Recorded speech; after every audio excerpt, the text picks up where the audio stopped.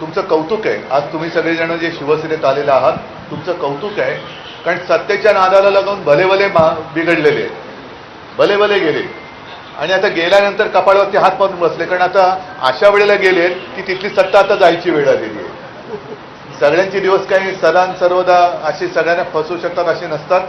ह्यांची आता नाटकं जनता ओळखायला लागलेत आणि त्यांची म्हणजे भाजपची सत्ता जाण्याच्या दिवसात जे तिकडे गेलेत ते आता कपाळावर हात मारून बसले. असो, आपण सगळेजण कोणत्याही सत्तेशी अशी काही आपल्याला मोह आहे किंवा लालूच आहे अशातला भाग नाही. आपण लढणारी माणसं आहोत, जनतेच्या न्याय हक्कासाठी लढणारी माणसं आहोत आणि त्या संघर्षासाठी कशाची पर्वा न करता तुम्ही सगळेजण शिवसेनेत आलात. तुमचं मनापासून मी स्वागत करतो आहे आणि जनतेशी प्रामाणिक राहून जनतेच्या लढ्यात किंवा जनतेच्या न्याय हक्कासाठी आपण लढत राहू हीच एक प्रतिज्ञा घेऊन आपण मैदानात उतरलेलो आहोत. तुम्हाला सगळ्यांना शुभेच्छा. जय हिंद, जय महाराष्ट्र.